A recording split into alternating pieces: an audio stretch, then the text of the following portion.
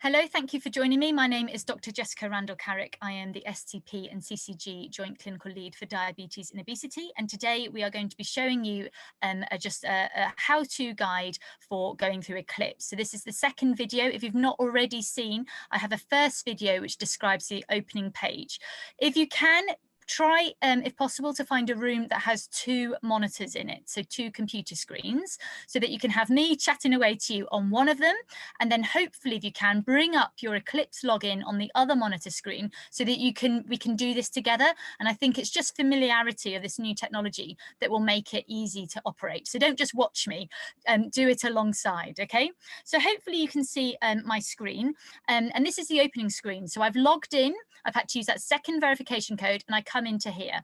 And remember, I talked about right-clicking speeds it up. So if I right-click on diabetes, and that brings us up to this opening page, and I'm in a practice login today. So on this practice, you can see I've got 1,730 patients with diabetes, so that's a prevalence of about 7%. That as we have, over the last 12 months, we've achieved 35% of our patients' weight care processes. But as you can see, we are in the middle of a pandemic. Unfortunately, since April, only 8% in our practice has had these 8 care processes completed, and only about 21% have had their blood pressure, their sugars, so HbA1c and cholesterol are at all 3 treatment standards. So in the last video, I talked about these lovely circles and how you can look at them. And just to be aware that this time, because I'm on a practice login, you can see how the practice is doing compared to your CCG. So this is quite a nice, easy way of seeing it. So you just bring down, say, your 3 treatment targets or whatever it is that you're interested in. And then you can see how as a practice do we compare, perhaps slightly behind the CCG average of 21.7, and we can look at this cohort of 2 in range, 27% of patients. That is what we want to get our numbers at, but also the 26.1% who've got no treatment, they're the ones with the poor outcomes. So today, if you have got your first steps guide, which hopefully will attach just as a link to this video, we're talking really about the phase 2. So phase 1 is establishing your team. Phase 2 in that first steps guide is about trying to ensure that your clinically important patients are prioritized. And obviously, when you first start working with Eclipse, this is going to be a lot of patients. But over time, as you get your processes more in tune with each other, as your team are coming together, and as the whole cohort of the MDT work together, the people will be hitting their targets and the numbers will be diminished. So don't be too fearful when you come on. So what you do is you go to the top of the screen and it comes up my patients. And so if you look on the phase 2, what I suggest that we do is that you do the priority patients first. So you can come into my patients, you click left click, there's priority patients. I'm going to right click to open it up into the new tab, and it brings up this list here. So now I'm in my priority patient list. If I click on this drop down, you can see that it's got a whole range of people who could be priorities for different reasons. So HbA1c not tested, that could be a priority that you choose. HbA1c greater than 100. We know with COVID, these people will have over 11% mortality rate. So 1 in 10 of them will die if they get COVID. We want to address that group now. Systolic more than 170. We know that if you have a high blood pressure, specifically a systolic greater than 160, or in this situation, 170, increased risk of heart attack and stroke. Let's sort that out. Blood pressure, biggest thing after smoking and obesity, so excess weight, to affect your patients. So that could be a priority. And cholesterol greater than 7. Now, we all worry with cholesterol greater than 7 about familial hyperlipidemia. So familial hyperlipidemia is, oh, I do apologize, where we are, they've got raised cholesterol in the whole family, and it actually puts them at risk of heart attacks or strokes at a young age. And so if it's more than 7.5, your doctors and your senior nurses will be thinking, uh-oh, we need to check this, check it fasting. What's their alcohol like?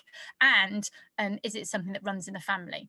So in my first steps guide, I suggest that you do the cholesterol greater than 7, which is here, because the numbers should be smaller. So let's have a look at what this is just for this practice. So if I wait for this to kind of come in, and I should have done probably right click, it would have been faster. Here we go, it's having a little think. And what it does, Eclipse, is it shows it by 50 patients at a time. So as you scroll down the list here, is the reference number, Eclipse number. This I, if I were to press it, would bring up the NHS number. Because I'm doing a film, I'm not going to press it because I don't want to reveal this 41-year-old type 2 patient what their NHS number is, as I don't feel that's appropriate. But if I wanted to, and for you, as you're sitting there now, click the I, okay? It will bring up their NHS number. And this is where if you're working on 2 screens, it's magic because you can have Eclipse on one side and you can have your System 1 or other EMIS on the other side, and then you can literally share. Actually, if you are on EMIS, this is your EMIS number. The Eclipse number is the EMIS number. If you're on System 1, you have to click the I. So it's just an extra little stage just to think about. So for us in this practice, a cholesterol greater than 7, if I scroll down just to see the workload, I know I've got less than 50 because there's only 1 page shown. So that's good. So if I was going to have a new system or try a new system, I'd rather do it with the 20 patients that are in front of me with my HCAs and nursing team, rather than perhaps start with 200 who've got the HbA1c greater than 100. So as you look at Eclipse here, you can see the EMIS number or the Eclipse number. You can click on the I if you want to see the NHS number, and it will tell you their age, their type, the total number of their tests. It's thinking about their 8 care processes and in the last 12 months. And it talks about, at the moment, this person's had 4, and there's 12 months. So since September or October 19, they've had 7. And then they say in a traffic light way what is wrong. So at the moment, they've highlighted in red the HbA1c for this individual is 100, and their cholesterol is in red, it's over 8. However, their blood pressure at 143 in clinic, that's fine. And as you can see underneath it, it is telling you the dates that it was last done. So as this individual had their blood pressure measured in April 2020, the date is in green because it's in the QOF year. This individual had their cholesterol in the March, so it's kind of in this last 6 months, but it's not in the QOF year, so it's amber, and then it goes red if it's ages ago. So for example, on this individual down here, if you can see my mouse, their ACR was last checked in 19th of June 2018, so that's not in recent history. That date is come up red.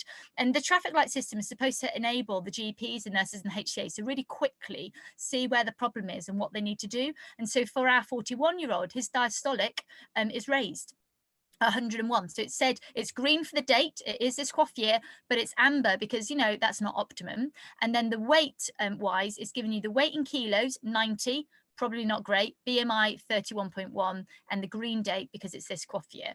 And then as you scroll across the screen, if it lets me, hang on, I'm fighting with my mouse here, and it will show you smoking status, that they've never smoked, they've had a foot screen, 30th of April, they've not had their eye screen, they've not had their flu, and they don't have a frailty score, okay? And that's the same for all your patients. And so it's really helpful to really just have an eyeball at what's going on. If you wanted to, if you press export to XLS here, you can click on this and it brings up your XLS. So it's a Microsoft Excel spreadsheet.